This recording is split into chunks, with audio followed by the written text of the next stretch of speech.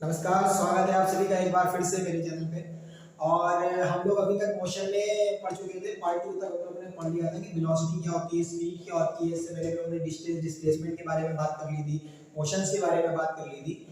आज इस वीडियो में हम लोग इसका पार्ट 3 करने जा रहे हैं मोशन का। बेटा इस पार्ट में हम लोग जानेंगे कि एवरेज स्पीड क्या होती है, एवरेज वेलोसिटी क्या होती है, एक्सीलरेशन क्या होता है, और आपके एनसीईआरटी में जो न्यूमेरिकल्स हैं इसके उस पे वो भी आज हम लोग डिस्कस करेंगे। और इसके बाद जो क्वेश्चंस ऑफ मोशन है उनके बारे में भी आज डिस्कस करेंगे और उनके बारे में जानेंगे कि आखिरकार वो आपकी यूज कहाँ पर होगी, कैसे कैसे आप इन क्वेश्चंस में कहाँ कहाँ कैसे कैसे आप अप्लाई करेंगे, और जो उसमें टर्म्स आती हैं जो उनके मतलब क्या होता है और क्या होता है उनका यूज क्वेश्चंस में कैसे आप अप्लाई करेंगे उन सारी क्वेश्चंस को। तो चलिए वीडियो को बड़ा ना करते हुए हम लोग शुरू करते हैं। और सबसे पहले बात करते हैं बेटा एवरेज स्पीड की। किसकी बात करते हैं बेटा? Average speed. क्या होती है एवरेज स्पीड? हमने आपको उस दिन भी एक्सप्लेन किया था कि जैसे कि आप अपनी लाइफ में जो भी चीज, जैसे अपनी लाइफ में आप जो भी स्पीड, जैसे जैसे मैं यहाँ से यहाँ तक ऐसे करके चला, उसके बाद आपने मेरी डिस्टेंस पता कर ली, मेरा टाइम पता कर लिया, तो आपने मेरी क्या नाप ली? मेरी स्पीड नाप ली। लेकिन एक्चुअल में वो स्पीड नहीं होती बेटा, वो एवरेज स्पीड होती है। स्पीड क्या होती है? इंस्टेंटेनियस होनी चाहिए। अगर मैं आपसे पूछ लूं कि यहाँ पर क्या स्पीड थी, इस समय मेरी क्या स्पीड थी, या इस समय पर मेरी क्या स्पीड है, तो शायद आप नहीं बता पाएंगे। ये हमारे ह्यूमंस के लिए पॉसिबल भी नहीं है नॉर्मली, बिना मैथमेटिकल इक्वेशंस की या बिना साइंटिफिक कैलकुलेशंस के हम इस चीज को नहीं बता पाएंगे। लेकिन जो हम लोग अभी भी लाइफ में डेली टू डे स्पीड देखते हैं या समझते हैं, जो भी हम लोग देख रहे हैं, समझ रहे हैं अपने चारों तरफ, और जो भी स्पीड बता रहे होते हैं वो सब क्या बता रहे होते हैं बेटा? एवरेज स्पीड बता रहे होते हैं। तो एवरेज स्पीड एक्चुअली में होती क्या है? तो ये कुछ नहीं होती। जैसे आपकी स्पीड होती थी वहां पे होता है डिस्टेंस अपॉन टाइम, तो यहाँ पे एवरेज का बेटा मतलब भी होता है, एवरेज का मतलब ही होता है क्या? जैसे हम लोग अगर मैथ की बात करें तो मैथ में आप प्रोबेबिलिटी मीन पढ़ते होंगे, तो मीन में आप लोगों ने सीखा होगा कि मीन मतलब क्या होता है? सारे नंबर्स का सम अपॉन टोटल नंबर्स। तो वैसे ही यहाँ पर एवरेज की बात होती है, औसत। तो औसत क्या होगी? जब सारी चीजें आपके पास इकट्ठा है, सबको जोड़ लीजिए और सबका जितना भी टाइम लगा उनको भी जोड़ लीजिए और दोनों को आपस में डिवाइड कर दीजिए, उनको क्या होगी? एवरेज स्पीड है। एवरेज स्पीड का फॉर्मूला क्या होता है? Total distance upon total time. ठीक है, इसकी यूनिट वही होती है, क्योंकि डिस्टेंस है तो मीटर में आएगी और टाइम है तो सेकंड में आएगा। टाइम है तो आपका सेकंड में आएगा और इसकी स्पीड मीटर पर सेकंड ही होती है, लेकिन है तो ये कहीं ना कहीं स्पीड ही। अब हम लोग एवरेज वेलोसिटी की बात कर ले। एवरेज वेलोसिटी की अगर मैं बात करूं तो एवरेज वेलोसिटी क्या होती है आपकी? Total displacement upon total time. जितना भी आपने डिस्प्लेसमेंट किया है, जितना भी आपकी बॉडी डिस्प्लेस हुई, उसको टोटल को ऐड कर दीजिए और टोटल समय से उसको डिवाइड कर दीजिए, आपका टोटल आपकी एवरेज वेलोसिटी निकल के आ जाएगी। ठीक है, अब हम लोग जो आगे इस चैप्टर में टॉपिक पढ़ेंगे, उस टॉपिक का नाम है बेटा एक्सीलरेशन। क्या नाम है? एक्सीलरेशन। क्या नाम है? एक्सीलरेशन। हिंदी में से थोड़ा कहते हैं तबड़, कहते हैं। क्या कहते हैं? तबड़। अब अगर हम बात करें कि एक्सीलरेशन होता क्या है, आपने लाइफ में कहाँ देखा होगा एक्सीलरेशन? तो आप लाइफ अगर आप लोग अभी लाइफ में हैं, तो आपने किसी को गाड़ी चलाते देखा होगा, बाइक चलाते देखा होगा, स्कूटी चलाते देखा होगा, या आप में से कोई लोग स्कूटी चलाते भी होंगे। हालांकि नहीं चलाना चाहिए क्योंकि अभी आप 18 नहीं हुए, लेकिन अगर आप कुछ लोग स्कूटी चलाते होंगे तो देखते होंगे यहाँ पे राइट साइड में जो एक्सीलरेटर होता है बेटा, वही होता है क्या है? एक्सीलरेशन का।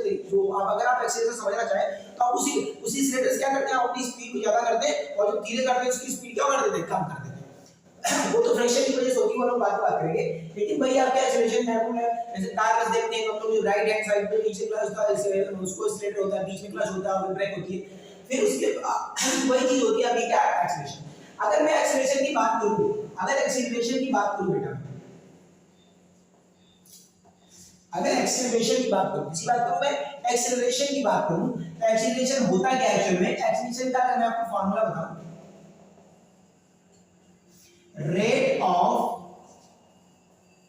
change in velocity, rate of change of velocity, कि वेलोसिटी में कितना चेंजमेंट हुआ है, वेलोसिटी में कितना चेंजमेंट हुआ है। रेट ऑफ को फिजिक्स की भाषा में कहते हैं टाइम। इसे कहते हैं टाइम, मतलब वेलोसिटी में समय के अनुसार कितना चेंजमेंट हुआ है, यही आपका क्या है बेटा? एक्सीलरेशन। क्या है आपका? एक्सीलरेशन। या अगर दूसरी भाषा में आप इसको समझना चाहें तो चेंज इन वेलोसिटी, अगर इसकी ड्यूरेशन में लिखना चाहे तो change in velocity in a unit time, एक गिवन टाइम पर, एक यूनिट टाइम में वेलोसिटी में कितना चेंजमेंट हुआ है, इसी को क्या कहते हैं बेटा? एक्सीलरेशन कहते हैं। फॉर्मूला निकल क्या आता है यहाँ पर से, अगर फॉर्मूला की मैं बात करूं तो एक्सीलरेशन निकल क्या आता है, change velocity final velocity minus initial velocity upon में टाइम। आपने कहां से चलना स्टार्ट किया और आपकी अभी प्रेजेंट टाइम पे आपकी वेलोसिटी क्या है, इन दोनों को अगर आप दोनों को सब्ट्रैक्ट कर देंगे और कितना टाइम लगा आपको इस वेलोसिटी को चेंज करने में, उसको डिवाइड कर देंगे तो आपका क्या निकल के आ जाएगा बेटा, एक्सेलरेशन निकल के आ जाएगा। अगर इसको दूसरी तरीके से लिखना चाहे तो हम इसको लिख सकते हैं change delta v upon delta t। Delta v को फिजिक्स की भाषा में कहते हैं बेटा चेंज, डेल्टा v को क्या कहते हैं, चेंज कहते हैं। क्या कहते हैं, चेंज। तो एक्सेलरेशन का अगर मैं यहां से यूनिट लिखना चाहूं तो सही यूनिट क्या हो जाएगी, आपने पढ़ी थी वेलोसिटी की जो यूनिट होती थी वो क्या होती थी, मीटर पर सेकंड होती थी, और टाइम की बेटा यहां पे ऑलरेडी सेकंड होती है। तो एक्सेलरेशन की यूनिट निकल के आएगी बेटा, क्या निकल के आएगी, मीटर पर सेकंड स्क्वायर, मीटर पर सेकंड स्क्वायर। और जो एक्सेलरेशन की यूनिट होती है बेटा, ये बहुत यूनिक यूनिट होती है। जब आप 11th में डायमेंशंस पढ़ेंगे, विमाएं पढ़ेंगे, तो आप वहां पर देखेंगे ऐसी कई सारी मैथ में ऐसी कई सारे फार्मूले हैं जिनकी यूनिट्स क्या होती है बेटा, रिपीट होती जाती है। लेकिन एक्सेलरेशन की यूनिट है, यूनिक यूनिट होती है, बहुत कम देखने में, बहुत रेयर केसेस होगा कि वो किसी और की यूनिट इसके जैसी हो, वरना ऐसे एक्सेलरेशन की यूनिट होती है बहुत यूनिक यूनिट होती है। ऐसे फिजिक्स में कई यूनिट है जो बहुत यूनिक होती है, इनका अपना खुद ही वो स्वयं है, उसके अलावा किसी की नहीं हो सकती। वैसे ही एक्सेलरेशन यूनिट है। तो एक्सेलरेशन समझ में आ गया होगा, उसकी डेफिनेशन समझ में आ गई होगी। अब हम लोग बात कर रहे हैं बेटा इसके आगे, अगर मैं इसकी बात करूं कि कैसी क्वांटिटी है, तो मैंने आपको दो प्रकार की क्वांटिटी बताई थी, एक स्केलर बताई थी, एक वेक्टर बताई थी। स्केलर आपको बताया था कि ऐसी क्वांटिटी जिसमें मैग्नीट्यूड होता है और डायरेक्शन की कोई जरूरत नहीं होती है, तो उनको क्या बोलते हैं, स्केलर बोलते थे। और वेक्टर क्वांटिटी अगर हमें बात करूं, वेक्टर क्वांटिटी मैंने कहा था कि ऐसी क्वांटिटीज जिनमें मैग्नीट्यूड तो होगा ही होगा, साथ में उनको डिफाइन करने के लिए आपको डायरेक्शन की भी जरूरत पड़ेगी, उन क्वांटिटीज को क्या कहते हैं, वेक्टर क्वांटिटी कहते हैं। और वेलोसिटी को हम लोगों ने, अगर आपको याद हो तो वेलोसिटी को डिफरेंस में हम लोगों ने वेक्टर क्वांटिटी बोला था। अगर वेलोसिटी आपकी वेक्टर क्वांटिटी है तो एक्सीलरेशन आपका वेलोसिटी पे डिपेंड कर रहा है, तो एक्सीलरेशन भी कैसा क्वांटिटी हो जाएगा बेटा आपका, ये भी कहीं ना कहीं वेक्टर क्वांटिटी हो जाएगी। क्या हो जाएगी, ये भी वेक्टर क्वांटिटी हो जाएगा आपका, ये भी वेक्टर हो जाएगा। ठीक है, अब हम लोग बात कर लेते हैं तीन कंडीशंस की जो बुक में दी हुई है, एनसीईआरटी में भी, लेकिन थोड़ा लाइन के बीच में दी हुई है, ध्यान नहीं देते हम लोग। लेकिन चलिए हम लोग बात करें कि अगर बाय द चांस आपका एक्सीलरेशन क्या रहता है बेटा, जीरो हो जाता है। क्या रहता है, जीरो हो जाता है। अगर आपका एक्सीलरेशन जीरो आ जाता है तो सर इसका क्या मतलब होता है, अगर एक्सीलरेशन जीरो आ गया, क्या सर कोई बॉडी अपनी जगह से मूव नहीं करी है, क्या बॉडी में ऐसा क्या चेंजमेंट हुआ है कि इसका एक्सीलरेशन जीरो आ गया? तो एक्सीलरेशन जीरो आने का मतलब ये होता है कि जो वेलोसिटी में आपका चेंजमेंट होता है, जैसे कि मैं बात करूं कि पहले किसी की स्पीड 30 मीटर पर सेकंड थी, अब भी उसकी 5 मिनट बाद भी उसकी स्पीड 30 मीटर पर सेकंड ही है, और फिर उसकी 5 मिनट बाद भी उसकी स्पीड 30 मीटर पर सेकंड ही है। तो बेटा अगर मैं यहाँ पे बात करूं, इसको ये जो इसकी स्पीड है वो लगातार टाइम के अनुसार सेम ही चल रही है। इस ऐसी सिचुएशंस में हम ऐसी वेलोसिटी को भी बेटा क्या बोलते हैं, यूनिफॉर्म वेलोसिटी बोलते हैं। क्या बोलते हैं, यूनिफॉर्म वेलोसिटी बोलते हैं या कांस्टेंट वेलोसिटी बोलते हैं, जो लगातार सेम ही चल रही होती है। ऐसे केस में अगर आपका एक्सीलरेशन जीरो आ रहा है, इसका सिंपल सा मतलब है जो आपकी वेलोसिटी है वो क्या है, कांस्टेंट है। क्या है बेटा, कांस्टेंट है। ठीक है, अगर आपकी वेलोसिटी कांस्टेंट है, कैसी है, कांस्टेंट है, अगर आपका एक्सीलरेशन कहीं ना कहीं पॉजिटिव निकल के आ रहा है, क्या निकल के आ रहा है बेटा, पॉजिटिव निकल के आ रहा है, इसका सिंपल सा मतलब सर यही होता है कि वेलोसिटी क्या हो रही होती है बेटा, बढ़ रही होती है लगातार। कैसे सर, एग्जांपल जैसे अगर मैं बात कर लूं कि पहले आपकी इनिशियल स्पीड 30 मीटर पर सेकंड थी, अब आपकी वेलोसिटी 30 से 60 मीटर पर सेकंड निकल के आ गई। क्या निकल के आ गई, पहले किसी की स्पीड 30 मीटर पर सेकंड थी उसकी वेलोसिटी, अब उसकी वेलोसिटी 60 मीटर पर सेकंड है। तो हमने आपको फार्मूला बताया था कि फाइनल माइनस इनिशियल होता है, तो फाइनल बड़ा यहां पर से 60 माइनस अगर मैं 30 करूंगा, टाइम नीचे कुछ भी होगा तो भी आंसर क्या आएगा बेटा, हमेशा पॉजिटिव देगा। जब आपकी फाइनल वेलोसिटी इनिशियल वेलोसिटी से बड़ी होगी और फाइनल वेलोसिटी से वेलोसिटी बड़ी, मतलब क्या है कि फाइनल से इनिशियल बढ़ रही है। कैसे बढ़ रही है, फाइनल से आपकी इनिशियल बढ़ रही है, इसका मतलब आपकी वेलोसिटी क्या है, बढ़ रही है। अगर एक्सीलरेशन पॉजिटिव आता है तो आपकी वेलोसिटी क्या रही होती है बेटा, बढ़ रही होती है। अगर आपका एक्सीलरेशन नेगेटिव आ जाता है, बाय किसी केस में आपका एक्सीलरेशन नेगेटिव आ जाता है, एंड नेगेटिव एक्सीलरेशन को हम लोग रिटार्डेशन बोलते हैं या डी एक्सीलरेशन भी बोलते हैं। कई किताबों में डी एक्सीलरेशन देखिएगा मिलेगा और कई किताबों में आपको रिटार्डेशन भी देखने को मिलेगा। तो अगर आपका किसी केस में एक्सेलरेशन आपका बेटा निगेटिव आ जाता है, क्या रहता है, निगेटिव आ जाता है। तो वहां पर क्या इसका मतलब है कि वेलोसिटी सर क्या हो रही होगी, डिक्रीज हो रही होगी। क्या हो रही होगी बेटा, डिक्रीज हो रही होगी। कैसे डिक्रीज हो रही होगी, बाय द चांस पहले किसी की वेलोसिटी 30 मीटर पर सेकंड थी, अब उसकी वेलोसिटी घट के 15 मीटर पर सेकंड हो गई है, तो फाइनल वेलोसिटी जो है वो इनिशियल वेलोसिटी छोटी है, तो फार्मूले के हिसाब से 50 माइनस 30 करेंगे, और 30 यहां माइनस का है और माइनस का बड़ा है, इसलिए आंसर हमेशा क्या आएगा, निगेटिव आएगा, और एक्सेलरेशन आपका निगेटिव हो जाएगा। अगर एक्सेलरेशन निगेटिव है तो वेलोसिटी आपकी क्या कर रही है, घट रही होगी, क्योंकि 30 से 15 हो गई, वेलोसिटी आपकी क्या हो गई, डिक्रीज हो गई। तीनों में से समझ में आ रहा होंगे। आपका पहला केस क्या था, जब आपका एक्सेलरेशन क्या हो बेटा, कांस्टेंट, जब आपका एक्सेलरेशन 0 हो तो वेलोसिटी आपकी कैसी होगी, कांस्टेंट होगी, और जब आपका एक्सेलरेशन बेटा पॉजिटिव होगा तो वेलोसिटी आपकी कैसी होगी, बढ़ रही होगी, इंक्रीजिंग होगी। और अगर आपका एक्सेलरेशन कहीं कहीं नेगेटिव आ जाता है, या रिटार्डेशन आपकी बात करें, अगर रिटार्डेशन की बात करें, अगर आपका रिटार्डेशन, ये एक्सेलरेशन निगेटिव है उसको रिटार्डेशन बोलते हैं, अगर आपका रिटार्डेशन है इसका मतलब वेलोसिटी क्या आ रही होगी बेटा, घट रही होगी लगातार। अब हम लोग बात कर रहे हैं एनसीईआरटी में एक न्यूमेरिकल है आपका, मुझे याद आ रहा है, वो एक बहुत अच्छा न्यूमेरिकल है। मैं उस दिन मैंने आपको स्पीड पढ़ाई थी, वेलोसिटी पढ़ाई थी, तो उसी में न्यूमेरिकल है कि क्या न्यूमेरिकल है, एन एथलीट, ये अ मैन लिखा है, आपने पे एथलीट लिखा है, अ मैन लिखा है, अ मैन कंप्लीट्स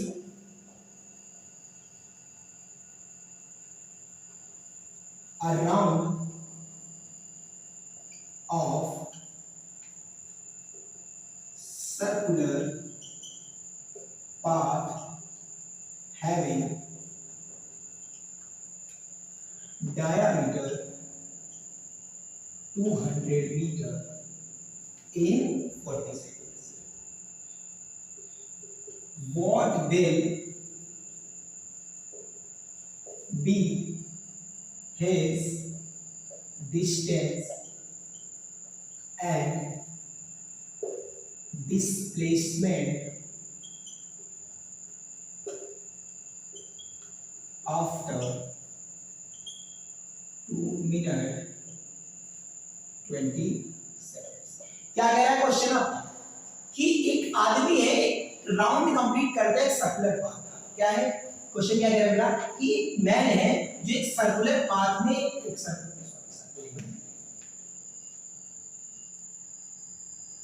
एक मैन है जो एक सर्कुलर पाथ में क्या कर रहा है, दौड़ रहा है। क्या कर रहा है, दौड़ रहा है। उस सर्कुलर पाथ की आपको डायमीटर 200 मीटर मिलेगा। डायमीटर क्या होता है, सबसे बड़ी रेडियस होती है जो सर्किल की, वो डायमीटर होती है। डायमीटर उसका कितना है बेटा, 200 मीटर।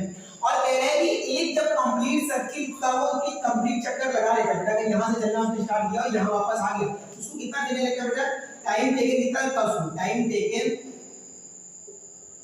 इन वन राउंड या इन वन टर्न कह लो आप, इन वन टर्न कितना लगता है, 40 सेकंड। अब उसको कह रहे हैं 40 सेकंड लगता है एक पूरा कंप्लीट राउंड करने के लिए। कितने मिनट में आपसे कितने टाइम में पूछा है, तो टोटल टाइम आपको कितना दिया गया बेटा, टोटल टाइम दिया, मैं बात करूं तो दिया हुआ बेटा आपका 2 मिनट और प्लस 20 सेकंड्स और दिया हुआ है। अगर मैं इस 2 मिनट को चेंज करूं तो बेटा 2 * 60 लिख सकता हूं, क्योंकि आपका 1 मिनट में बेटा 60 सेकंड्स होते हैं। 1 मिनट में कितने सेकंड्स होते हैं बेटा, 60 सेकंड्स होते हैं। तो अगर यहां पर 2 मिनट है, अगर 1 मिनट में 60 सेकंड तो 2 मिनट में कितना हो जाएगा, 60 में कितना हो जाएगा, प्लस 20 सेकंड्स और सेकंड्स में इसलिए कन्वर्ट कर रहा है क्योंकि आपका जो एक टर्न का टाइम दिया हुआ वो सेकंड्स में दिया है। अगर यहां मिनट में दे रखा होता तो हम मिनट में कर लेते, लेकिन अगर मैं चाहूं उसको मिनट में कन्वर्ट कर दूं, उसको सेकंड में दोनों में कर लूं, ठीक, उससे आपकी कैलकुलेशन थोड़ा टफ हो जाएगी। हालांकि आंसर सेम उससे क्या है, कोई प्रॉब्लम नहीं, आप क्या इसको चेंज करिए, क्या इसको चेंज करिए, बात देखिए हो जाएगी। अगर मैं यहां निकालूं या आपको कितना निकल जाएगा, 140 सेकंड निकल जाएगा, या आपका क्या निकल जाएगा, टोटल टाइम कितना है। अब मैं अगर बात करूं कि वन राउंड में उसको डिस्टेंस कितनी लेगा, कितने टोटल राउंड कितने करेगा, टोटल राउंड कितने करेगा। अगर टोटल टर्न्स की बात कर ले तो टोटल टर्न्स कितने करेगा बेटा, 140/40 करेगा। कैसे सर, 140/40 से ये चीज समझ रही है।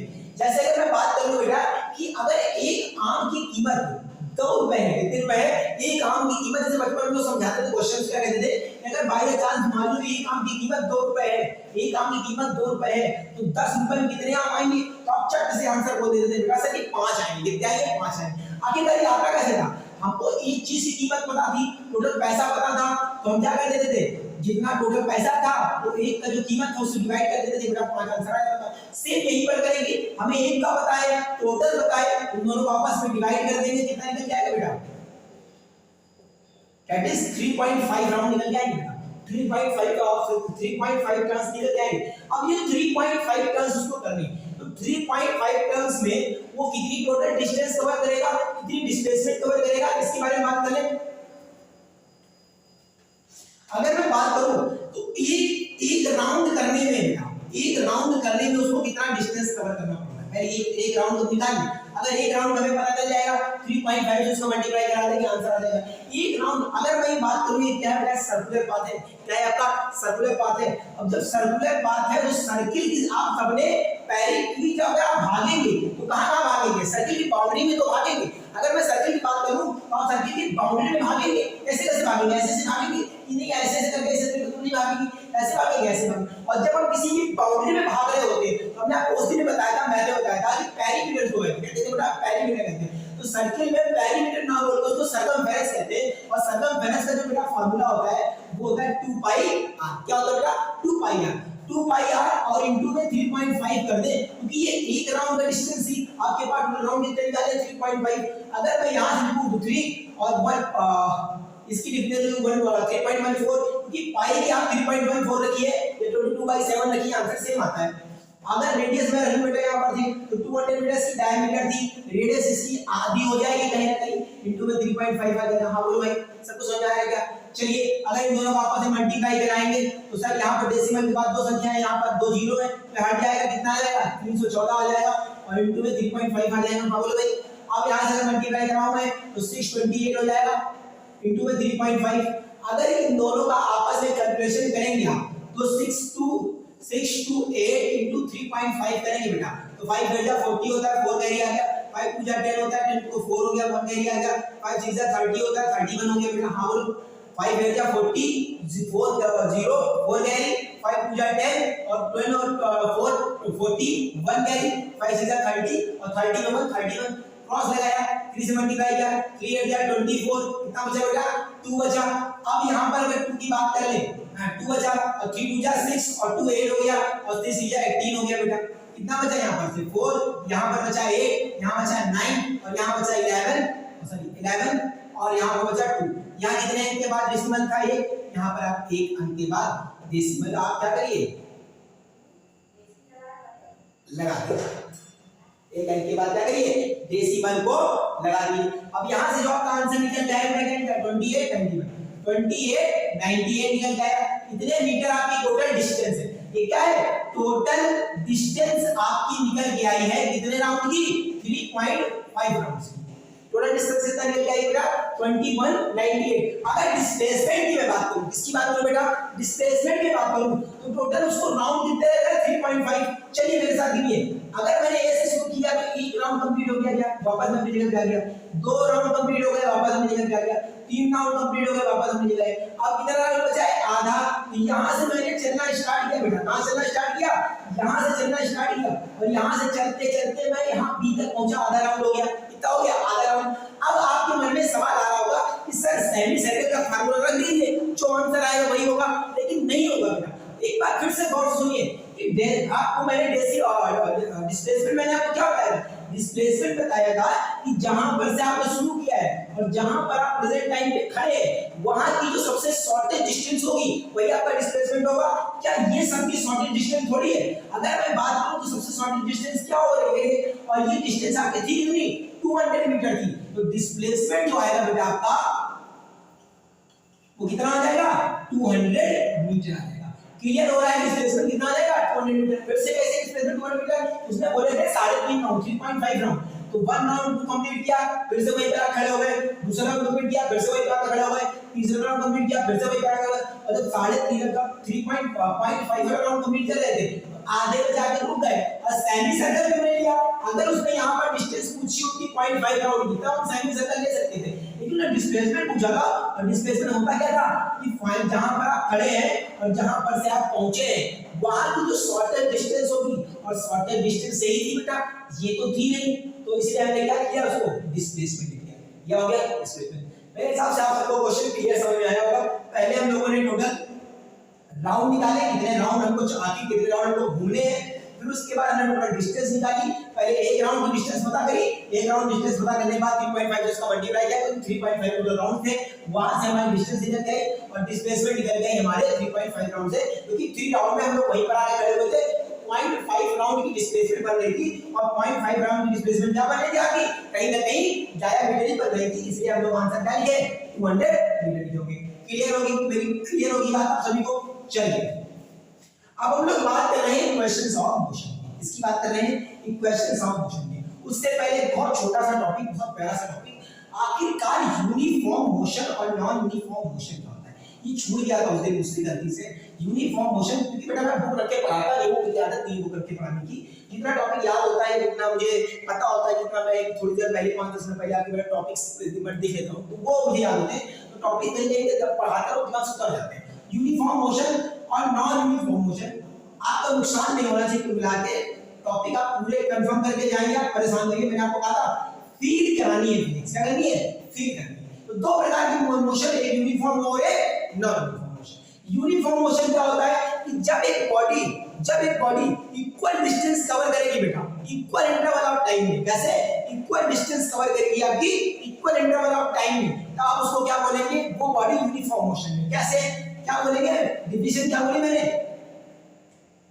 कि व्हेन अ बॉडी, इसे मैं साथ साथ में बोलता रहता हूं, अगर आप नोट्स बना रहे हैं तो बना लीजिए, वरना मेरी राइटिंग थोड़ी सी खराब है तो आप उसको कर दीजिए। When a body covers equal distance in equal interval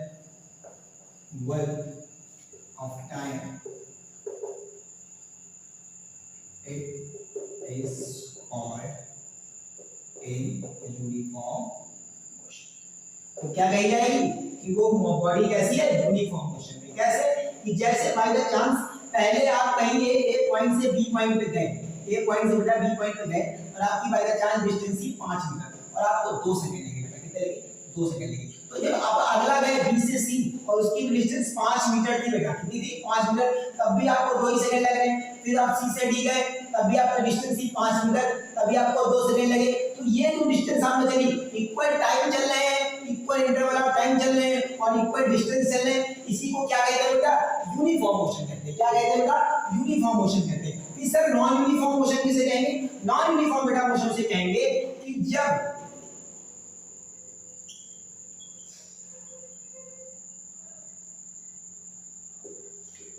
आप अनइक्वल डिस्टेंस कवर करेंगे, अनइक्वल डिस्टेंस कवर करेंगे इक्वल इंटरवल ऑफ टाइम में, तब उसको नॉन यूनिफॉर्म मोशन कहेंगे। When a body cover unequal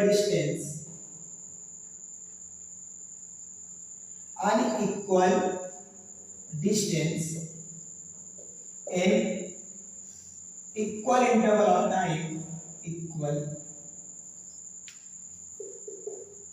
interval of time, that is called a non-uniform motion।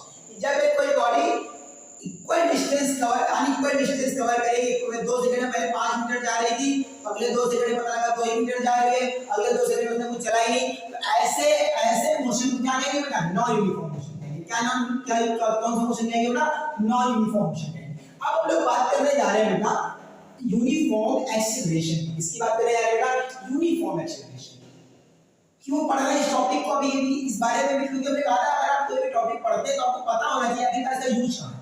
जैसे आपने trigonometry की बात पढ़ेंगे तो ट्रिग्नोमेट्री पहले आप पढ़ेंगे, आगे आप पूछेंगे, आपका समझ में आएगा कि ट्रिग्नोमेट्री का यूज क्या है, फिर आप उसके नेक्स्ट चैप्टर पढ़ेंगे उसमें आपको यूज का पता चल जाएगा कि ट्रिग्नोमेट्री रेशियोज की हेल्प से आप किसी चीज की हाइट निकाल सकते हैं, आप किसी भी चीज की साइडों की हाइट निकाल सकते हैं, किसी लाइट हाउस की हाइट निकाल सकते हैं, या सबको आपको उसके बाद नेक्स्ट चैप्टर पता चलेगा। वैसे ही यूनिफॉर्म, अगर मैं एक्सेलरेशन की बात करूं, किसकी बात करूं बेटा, यूनिफॉर्म एक्सेलरेशन की बात करूं, तो ये आखिर कहां यूज होगी, किसके बारे में बात करें, यूनिफॉर्म एक्सेलरेशन होता क्या बारे में बात करें। जब कोई एक बॉडी एक कांस्टेंट एक्सेलरेशन से चल रही होगी, एक यूनिफॉर्म एक्सेलरेशन से चल रही होगी, मतलब इक्वल वेलोसिटी से इक्वल टाइम पे चल रही होगी, इक्वल वेलोसिटी से लगातार इक्वल टाइम पे चल रही होगी, सॉरी इक्वल एक्सेलरेशन से लगातार चल रही होगी, उसको हम क्या कहेंगे बेटा, यूनिफॉर्म एक्सेलरेशन कहेंगे। क्या कहेंगे बेटा, यूनिफॉर्म एक्सेलरेशन कहेंगे। अब हमारा जो नेक्स्ट टॉपिक है वो क्या है, इक्वेशंस ऑफ मोशन। ये मैंने यूनिफॉर्म एक्सेलरेशन क्यों बताया था, क्योंकि जो ये मोशन के तीनों इक्वेशन से आती है बेटा, ये सिर्फ और सिर्फ यूनिफॉर्म एक्सेलरेशन के लिए वैलिड है, जहां एक बॉडी एक यूनिफॉर्म एक्सेलरेशन चल रही होगी, यूनिफॉर्मली चल रही होगी। पहले 12 मीटर पर सेकंड की स्पीड से पहले चांस जा रही थी पर सेकंड स्क्वायर की स्पीड से, अब भी उसकी स्पीड 12 मीटर पर सेकंड स्क्वायर की स्पीड से एक्सेलरेशन से, अब अगले भी 12 मीटर पर सेकंड स्क्वायर की एक्सेलरेशन से। ऐसे के लिए ये जो तीनों लॉ है, ये तीनों इक्वेशंस है वो प्रूफ होगी।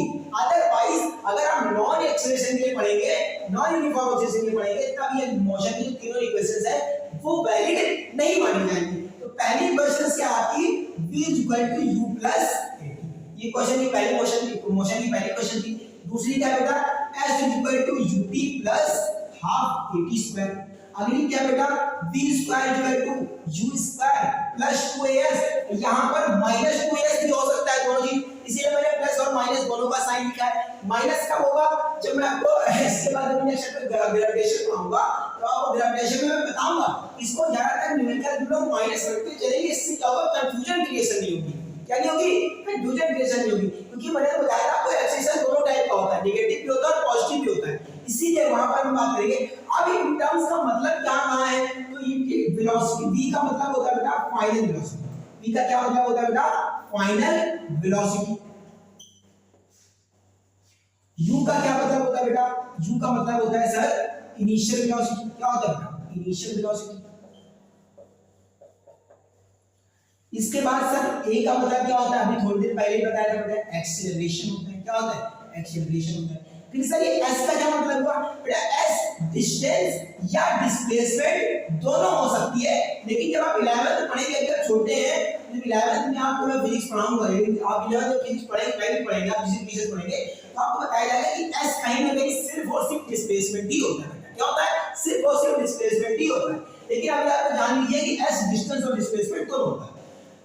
और यहाँ पर आपको t का मतलब तो आप सभी लोग समझते ही होंगे, t का मतलब होता है बेटा टाइम। t का मतलब क्या होता है, टाइम होता है। ठीक है, अब हम बात कर रहे हैं कि तीनों इक्वेशंस का न्यूमेरिकल में कैसे यूज करेंगे, कहां पर जब न्यूमेरिकल में क्या पूछा जाएगा तब पहली क्वेश्चन लगाएंगे, क्या पूछा जाएगा तब दूसरी क्वेश्चन लगाएंगे, और क्या पूछा जाएगा तब तीसरी क्वेश्चन ऑफ मोशन का बात करेंगे। तो पहली क्वेश्चन के बारे में बात करूं, अगर आपके क्वेश्चन में, अगर आपके न्यूमेरिकल में आपको फाइनल वेलोसिटी दी हुई है, इनिशियल वेलोसिटी दी हुई है, एक्सेलरेशन दिया हुआ है, टाइम आपको पता है, तो पहली क्वेश्चन में अगर आप ये चारों चीजें बात करें तो इसमें क्या क्या है, initial velocity, final velocity, initial velocity, acceleration और टाइम। अगर आपको इनिशियल वेलोसिटी दे रखी है, टाइम दे रखा है और एक्सेलरेशन दे रखा है और फाइनल वेलोसिटी पूछ रखा है, तब आप इस क्वेश्चन का यूज कर सकते हैं। अगर आपको टाइम दे रखा है, इनिशियल और फाइनल वेलोसिटी बता रखा है, तब आप इस क्वेश्चन का यूज कर सकते हैं। अगर आपको टाइम दे रखा है, एक्सेलरेशन भी दे रखा है और डिस्टेंस भी दे रखा है, तब आपसे वेलोसिटी पूछ रहा है, तब आप थर्ड इक्वेशन का यूज कर सकते हैं। क्या यूज कर सकते हैं, अगर आपको टाइम पीरियड नहीं दे रखा और सिर्फ एक्सेलरेशन दे रखा है और फाइनल और इनिशियल वेलोसिटी दे रखा है, तब आपसे अगर वो टाइम पीरियड पूछ रहा है या फिर डिस्टेंस पूछ रहा है, तब आप थर्ड इक्वेशन का यूज कर सकते हैं। अगर आपको टाइम पीरियड भी दे रखा है बेटा, एक्सेलरेशन भी दे रखा है और साथ साथ आपको डिस्टेंस या डिस्प्लेसमेंट भी बता रखा है, तब आप सेकंड इक्वेशन का यूज कर सकते हैं, क्योंकि इसमें डिस्टेंस और डिस्प्लेसमेंट दोनों आ रही है, टाइम पीरियड भी आ रहा है और एक्सेलरेशन भी आ रहा है। तो आई होप आपको ये तीनों क्वेश्चन ऑफ मोशन क्लियर होगी, और इसके बारे में हम नेक्स्ट पार्ट में इस पे करेंगे, वो ये करेंगे इन तीनों पे क्वेश्चंस पे जो आपके क्वेश्चंस हो सकते हैं वो क्वेश्चन सॉल्व करेंगे, और उसके बाद इन तीनों क्वेश्चन को प्रूव भी करेंगे बाकायदा कि कहां से क्वेश्चंस ड्राइव होती, कैसे आती है। 11th में आप इसको 2-3-4 तरीकों से प्रूव करेंगे, 3 तरीकों से, इंटीग्रेशन के तरीके से प्रूव करेंगे, डिफरेंशिएशन से भी प्रूव करेंगे, उसका ग्राफिकली भी प्रूव करेंगे। तो वो हम लोग फर्स्ट ईयर में पढ़ेंगे, 11th पढ़ेंगे। लेकिन अभी आपकी जो इस चैप्टर में मैं जो आपको बताऊंगा वो इस इक्वेशन का प्रूव करूंगा, नॉर्मली जो प्रूफ होता है डायरेक्टली उसको प्रूव करके हम लोग देखेंगे। अब हम लोग बात कर रहे हैं कि न्यूमेरिकल, मुझे और याद आता है एवरेज स्पीड का, वो भी चेक कर लेते हैं। हम लोग इतनी क्लास खींची आए तो एक न्यूमेरिकल क्या है, कह रहा अ मैन कवर्स, क्या कहेगा कि a man covers a distance of 16 metre in 4 seconds, and again he covered a distance of 12 metre in 2 seconds। ठीक है, पहला question, what is average speed, किसकी एवरेज स्पीड क्या होगी। अब एवरेज स्पीड के लिए मैंने आपको थोड़ी देर पहले फार्मूला बताया था कि अगर एवरेज स्पीड का फार्मूला आपको लिखना हो तो आप एवरेज स्पीड को क्या लिख सकते हैं बेटा, total distance upon total time लिख सकते हैं क्या, कहीं ना कहीं यही मैंने आपको थोड़ी देर पहले बताया था। हाँ या ना बोल, हाँ बोल। अब इसके बाद अगर मैं आपको टोटल डिस्टेंस पूछूं, क्या पूछूं, टोटल डिस्टेंस आपकी बेटा कितनी है, टोटल डिस्टेंस कितनी है, तो आप क्या बोलेंगे सर 16 मीटर और 12 मीटर, क्या बोलेंगे सर 16 मीटर और 12 मीटर, 16 प्लस 12 मिलकर आपका बेटा कितना हो गया 38। टोटल टाइम पूछूं बेटा, क्या पूछूं, टोटल टाइम पूछूं, तो आप कहेंगे सर क्या 4 सेकंड था और फिर प्लस 2 सेकंड था सर, कितना हो गया सर 6 सेकंड, सर कितना हो गया 6 सेकंड, कितना हो गया सर 6 सेकंड हो गया। अब मैं अगर आपसे एवरेज स्पीड पूछ रहा हूं, टोटल डिस्टेंस कितनी थी 38 और टोटल टाइम कितना था 6 सेकंड, इन दोनों को डिवाइड कर देंगे 2 3 6 19 और 19/3 मीटर पर सेकंड आपका आंसर आ जाएगा, क्या जाएगा 19/3 मीटर पर सेकंड। अब इस मीटर पर सेकंड को देख के मेरे दिमाग में एक सवाल और आ रहा है, मैं आपसे वो सवाल पूछता हूं, उस सवाल ये है कि बाय द चांस अगर इस मीटर पर सेकंड को हमें बेटा किलोमीटर पर आवर में चेंज करना होता, क्या करना होता, इस मीटर पर सेकंड से बेटा किलोमीटर पर आवर में जाना होता, या अगर किलोमीटर पर आवर में यूनिट दे रखी है और सर हमें मीटर पर सेकंड में आना होता, तब क्या करते, या तो लॉन्ग मेथड करते या कोई शॉर्ट फार्मूला, एक्चुअली मैथ में फिजिक्स में कोई शॉर्ट फार्मूला होता नहीं है। हमने आपको कुछ दिन बताया था ट्रिक जब आएंगी तो ट्रिक के साथ कंडीशंस आएंगी, लेकिन जो अभी मैं आपको बताने जा रहा हूं वो ट्रिक नहीं है, वो एक्चुअल में सॉल्यूशन का पार्ट है, लेकिन जब भी आप सॉल्यूशन को करते जाते हैं हमेशा वही आंसर आता है, इसीलिए फिजिशियंस ने या जितने भी जो पहले जो साइंटिस्ट थे उन्होंने उसको उठा करके एक तरीके से ट्रिक कर दिया। क्या ट्रिक, अगर मीटर पर सेकंड से बेटा आपको किलोमीटर पर आवर मिला है, आपको अगर दो चीजें मालूम है, क्या मालूम है, दो चीजें मालूम है, कहां से निकलना है कहां को जाना है। अगर लाइक आपको ये मालूम है कहां से निकलना है, मंजिल आपकी कहां है, तो आप आराम से पहुंच जाएंगे, आराम से नहीं कैसे भी घिसते पड़ते आप पहुंच जाएंगे, लेकिन जब आपको मालूम ही नहीं कहां से निकलना है कहां जाना है तब आप नहीं पहुंच पाएंगे। अगर मुझे पता है यहाँ पर कि मीटर से किलोमीटर जाना है, क्या कहता है मीटर से किलोमीटर जाना है, अगर मैं इसकी बात करूं तो 1 मीटर में बेटा कितने किलोमीटर होते हैं, 1 मीटर में कितने किलोमीटर, सर कैसी बातें कर रहे हैं, 1 किलोमीटर में मीटर सुना सर, आप मीटर में किलोमीटर की बात कर रहे हैं। अगर मैं बात करूं तो 1 मीटर में बेटा 1000 मीटर होते हैं, कितने होते हैं 1 मीटर में 1000 किलोमीटर होते हैं। जैसे कि अगर मैं बात करूं तो 1 किलोमीटर में आपके 1000 मीटर आते थे, 1000 मीटर आते थे। अगर मैं यहां से सिर्फ इसको 1 से मल्टीप्लाई कर दूं कोई दिक्कत नहीं, तो अगर इस 1000 के नीचे नहीं आओ बेटा 1/1000 हो जाएगा, ये 1000 किलोमीटर हो जाएगा कहीं ना कहीं, 1 मीटर में कितने मीटर हो जाएंगे 1/1000 में लिखा है। 1 सेकंड में तक 1 सेकंड में कितने आवर होते हैं, फिर सर आप ऑलरेडी बात करें 1 सेकंड में आवर नहीं होते सर, 1 आवर में सेकंड होते हैं। मैं फिर से वही कह रहा हूं, अगर 1 आवर में सेकंड होते हैं तो 1 सेकंड में तो आवर हो सकता है, कैसे होंगे 60 × 60 1/60 × 60। अब मैं मैथमेटिक्स प्रूव करेंगे कि यहां जाता है यहां जाता है, कैसे हो जाएगा 60 × 60 अपॉन में 1000, 0 से 0 कैंसिल, 0 से 0 कैंसिल, ऊपर कितना आ गया बेटा 6 सीधा 36 अपॉन में 10, इसको काटेंगे तो 18 में अपॉन में 5। तो जब आपको मीटर पर सेकंड से बेटा किलोमीटर पर आवर में जाना हो, आप कुछ ना करिए 18/5 से इसका मल्टीप्लाई करा दीजिए, इसका करा दीजिए 18/5 से मल्टीप्लाई करा दीजिए। जैसे कि अगर मैं बात करूं, अगर आपको 25 मीटर पर सेकंड दे रखा है और किलोमीटर पर आवर में जाना है तो 25 मीटर को 18/5 से अगर आप मल्टीप्लाई करा दिए तो 5 5 जा 25, दैट इज 8 5 जा 40 और 8 5 1 जा 5 और 5 1 5 4 90, तो 90 किलोमीटर पर आवर आपका आंसर आ जाएगा।